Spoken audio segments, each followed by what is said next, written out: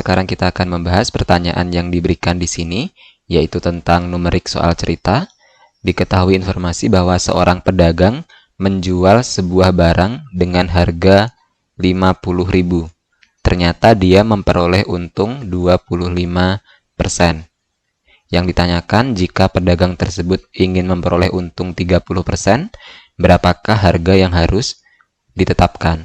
Di sini kita gunakan informasi yang pertama, yaitu harga jual sama dengan harga beli ditambahkan dengan besarnya keuntungan.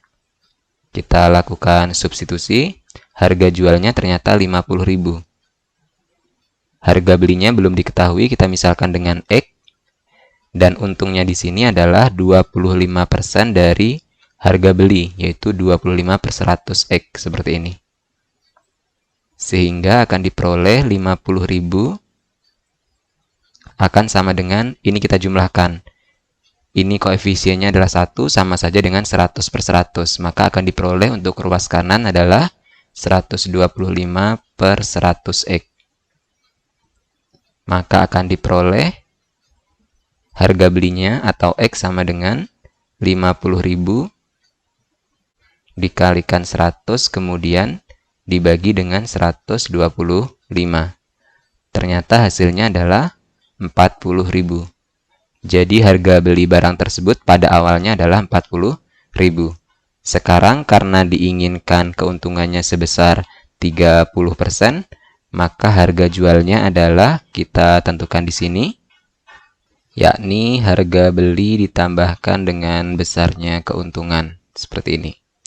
Harga belinya adalah 40.000, kemudian untungnya adalah 30% atau 30/100 dari 40.000. Kita hitung nilainya di sini, yaitu 40.000 ditambahkan dengan ini, kita sederhanakan. Ternyata 40.000 ditambahkan 12.000.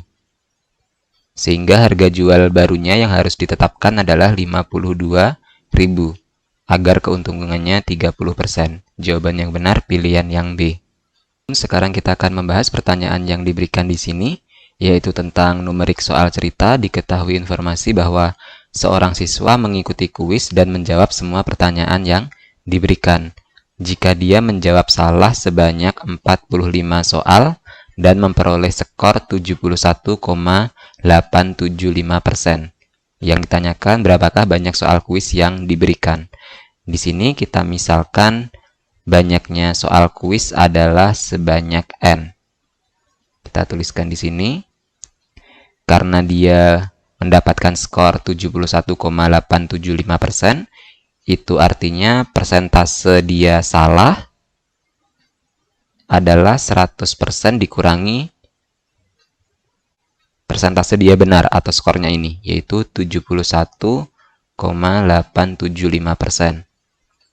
Di mana hasil pengurangannya adalah 28,125%. Nah, ternyata persentase salah ini kita dapat kaitkan dengan 45 soal yang dijawab salah, yaitu 28,125% atau per 100 dari semua soal yang dia jawab ternyata salah, yaitu 45 soal. Sehingga dari sini dapat diperoleh nilai dari N adalah 45 dikalikan 100, kemudian dibagi dengan 28,125, di mana 4.500 jika dibagi dengan 28,125 hasilnya adalah 160. Jadi banyaknya soal yang diberikan pada kuis adalah 160 soal. Jawaban yang benar pilihan yang A. Hai kawan-kawan Cerebrum, sekarang kita akan membahas pertanyaan yang diberikan di sini, di mana jenis pertanyaannya adalah numerik soal cerita. Diketahui informasi bahwa Bambang mengendarai motor dari titik X ke titik Y. Informasi yang pertama, dia berangkat dari titik X menuju ke arah timur sepanjang atau sejauh 20 km. Karena melibatkan arah di sini, maka kita harus tetapkan terlebih dahulu. Kita misalkan arah atas menunjukkan arah utara, kemudian arah selatan ditunjukkan di bawah, kanan adalah timur, kiri adalah barat. Kita misalkan awalnya ada di sini. Ini adalah titik X. Ternyata dia bergerak ke timur, ke sini sejauh 20 km. Kemudian dia belok ke utara sejauh 20 km. Itu artinya ke atas 20 km, seperti ini. Kemudian belok lagi ke timur sejauh 10 km. Kita tuliskan di sini 10 ke timur, lalu selanjutnya belok ke utara 10 km. Kita gambarkan di sini ke utara 10 km. Lalu yang terakhir belok ke timur 10 km dan tiba di titik Y. Jadi Y-nya ada di sini. Jaraknya dari sini adalah 10 km. Yang ditanyakan di sini berapakah jarak dari titik X ke titik Y, itu panjang garis ini. Berapa jaraknya? Nah, untuk menjawabnya kita bisa menggunakan teorema Pythagoras. Kita buat gambar segitiga siku-siku seperti ini, di mana XY merupakan sisi miringnya. Ini adalah segitiga siku-siku. Kita misalkan titik ini dengan O, di mana jarak XO adalah 20 tambah 10 tambah 10. Itu 40 km. Kemudian jarak OY adalah 20 tambah 10, yaitu 30 km. Maka panjang XY di sini dengan Pythagoras diperoleh panjang XO kuadrat ditambahkan panjang YO kuadrat, seperti ini. Yaitu akar dari 40 kuadrat tambah 30 kuadrat. Hasilnya adalah akar dari 1600 ditambahkan 900. Yakni akar dari 2500. Jawaban yang benar jarak XY di sini adalah 50 km. Akar dari 2500. Jawaban yang benar pilihan yang A. Sekarang kita akan membahas pertanyaan yang diberikan di sini, yaitu tentang soal cerita. Diketahui informasi bahwa sebuah belah ketupat memiliki dua diagonal. Kita misalkan diagonalnya adalah X dan Y. Diagonal satu nilainya sama dengan X dan diagonal yang kedua nilainya adalah Y. Ternyata diagonal yang pertama itu diperbesar 6 kali. Kita bedakan dengan tanda bar seperti ini. Nilainya adalah 6x, 6 kali dari sebelumnya. Dan diagonal yang kedua diperkecil 2 kali. Itu artinya nilainya adalah setengah dari sebelumnya, yaitu Y/2, seperti ini. Yang ditanyakan berapakah perbandingan luas antara belah ketupat sebelum dan setelah dilakukan perubahan. Di sini untuk luas yang pertama adalah setengah kali diagonal 1 kali diagonal 2. Ini adalah rumus luas belah ketupat, yaitu setengah XY. Sedangkan luas yang kedua, untuk diagonal satunya berubah menjadi 6x dan diagonal keduanya berubah menjadi Y/2. Sehingga diperoleh setengah dikalikan 6x dikalikan Y/2. Atau sama saja dengan 3/2XY. Seperti ini. Jadi perbandingan yang benar antara luas sebelum dan luas sesudah adalah setengah XY dibandingkan 3/2XY. Atau sama saja dengan 1/3. Jawaban yang benar pilihan yang A. Di sini kita akan membahas pertanyaan yang diberikan, yaitu tentang figural analogi. Diketahui ada dua gambar pertama seperti ini. Kita harus temukan polanya untuk digunakan di gambar yang kedua. Ternyata di sini pola yang digunakan adalah ketiga unsur ini diputar sebesar 180 derajat. Seperti ini. Awalnya menghadap ke atas, maka akan berubah menjadi menghadap ke bawah seperti ini. Dengan menerapkan aturan yang sama, kita putar ketiga bentuk ini 180 derajat. Maka akan diperoleh terbalik bentuknya. Bentuk hatinya di atas dan bentuk segitiganya ada di bawah seperti ini. Warnanya tidak berubah. Di sini putih tetap putih karena untuk gambar ini warnanya hitam, maka di sini juga warna hitam. Letaknya ada di kiri. Kemudian kita lihat unsur selanjutnya. Di sini di gambar yang pertama awalnya tidak ada unsur yang lain, tetapi di gambar yang kedua ada tambahan unsur lain, yaitu unsur ini, yang bentuknya sama dengan yang di bawah ini. Maka karena di sini bentuknya segitiga, harus kita tambahkan segitiga yang menghadap ke bawah seperti ini. Runcingnya ada di bawah. Dan untuk warnanya, di sini bertolak belakang, berlawanan. Gambar sebelumnya warna putih ditambahkan unsur warna hitam. Karena di sini gambarnya warna hitam, maka ditambahkan unsur warna putih. Sehingga jawaban yang benar adalah pilihan yang B. Sekarang kita akan membahas pertanyaan yang diberikan di sini, yaitu tentang figural analogi. Diketahui ada dua gambar pertama seperti ini. Kita harus menemukan polanya untuk digunakan di gambar yang kedua. Pertama, kita lihat unsur terbesarnya. Di sini adalah segitiga, mempunyai 3 sisi. Ternyata di gambar kedua dia berubah menjadi persegi, mempunyai 4 sisi. Itu artinya terjadi penambahan 1 sisi. Dengan aturan tersebut, maka bentuk segi 4 ini, awalnya 4 sisi, maka akan berubah menjadi segi 5. Seperti ini. Yaitu sisinya bertambah 1. Kemudian kita lihat unsur yang kedua, yaitu bentuk bintang. Dia awalnya di dalam segitiga, ternyata dia pindah keluar seperti ini. Maka bentuk segi 5 ini, awalnya di dalam, dia akan pindah keluar. Ada di sebelah kanan, seperti ini. Lalu unsur yang terakhir adalah lingkaran hitam. Yaitu ini, awalnya di luar, ternyata dia pindah ke dalam. Maka bentuk persegi ini, awalnya di luar, dia akan pindah ke dalam. Warnanya tetap putih. Oh iya, yang segi 5 ini warnanya tetap gelap ya, jadi warna hitam seperti ini.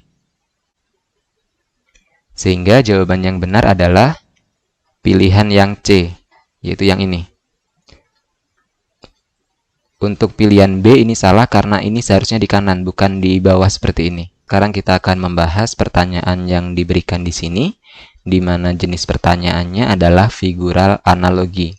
Diketahui ada dua gambar pertama seperti ini. Kita harus melihat bagaimana pola perubahannya untuk digunakan di gambar yang kedua ini.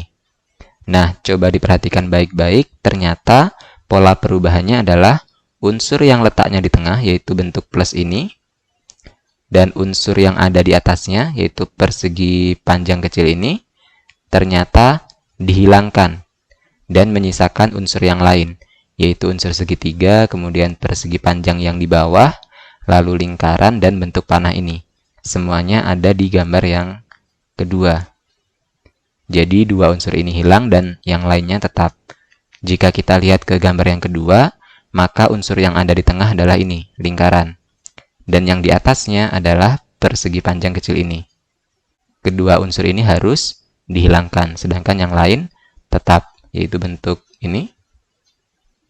Lalu ada persegi panjang di bawah, lalu bentuk panah yang ke bawah ini, dan persegi panjang tipis yang di sebelah kanan.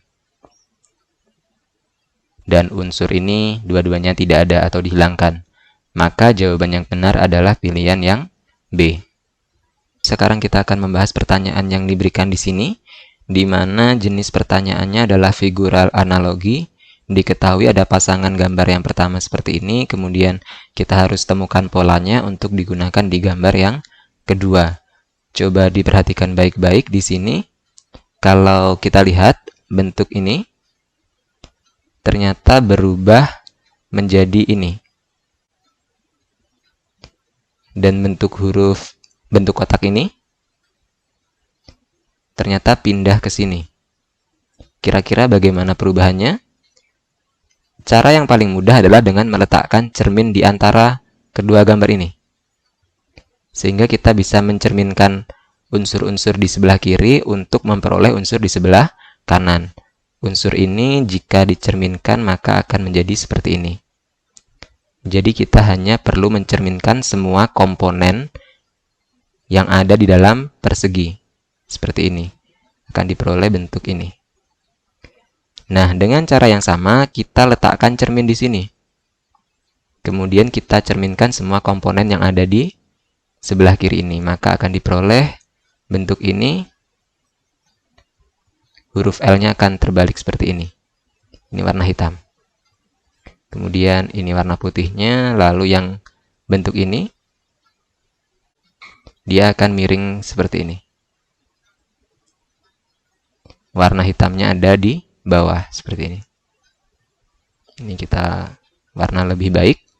Kemudian yang ini juga kurang lebih sama, di mana warna hitamnya ada di atas. Seperti ini. Kemudian untuk yang ini, bentuk L-nya kita balik seperti ini. Warnanya hitam. Warna putihnya seperti ini.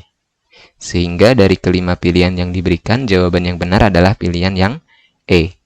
Kita hanya perlu mencerminkan semua komponen yang ada di kiri cermin untuk memperoleh yang di kanan. Sekarang kita akan membahas pertanyaan yang diberikan di sini, yaitu tentang figural analogi. Diketahui ada pasangan gambar yang pertama seperti ini, kita harus menemukan polanya untuk digunakan di gambar yang kedua. Di sini dari pasangan gambar yang pertama, kita lihat unsur yang terbesar, yaitu bentuk kemudi ini. Ternyata dia berubah warnanya, awalnya hitam menjadi putih. Bentuknya tetap.